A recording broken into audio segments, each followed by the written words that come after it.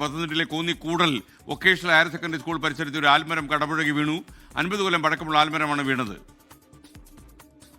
70-75 കൊല്ലം പഴക്കമുള്ള ഈ ആൽമരം പലതവണ നമ്മൾ പരാതി കൊടുത്തതാണ് മുറിച്ച് മാറ്റാൻ. ജില്ലാ പഞ്ചായത്തിന് ഫണ്ടില്ല എന്നും പറഞ്ഞ് അവരത് മുറിക്കാതിരിക്കുകയും അതുപോലെ തന്നെ ഈ സ്കൂൾ കെട്ടിടത്തിൻ്റെ പുറകിലൊരു 200 ഇഞ്ച് വണ്ണമുള്ള ഒരാഞ്ഞിലിയും 170 ഇഞ്ച് വണ്ണമുള്ള ഒരു വാഗമരവും നിൽപ്പുണ്ട്. ഈ മരങ്ങൾ മുറിച്ചു മാറ്റാൻ നിരവധി തവണ നമ്മൾ പരാതി കൊടുത്തതാണ്. ഫണ്ടില്ല എന്നും പറഞ്ഞ പേരിൽ ഇത് നമുക്ക് അനുവദിച്ചു തരുന്നില്ല. ഇന്നലെ രാത്രിയോടുകൂടിയാണ് പത്തനംതിട്ട കോന്നി കൂടൽ വൊക്കേഷണൽ ഹയർ സെക്കൻഡറി സ്കൂളിന്റെ സമീപത്ത് നിന്നിരുന്ന ഒരു ആൽമരം കടപുഴങ്ങി സ്കൂളിന്റെ കെട്ടിടത്തിന് മുകളിലേക്ക് വീണത്.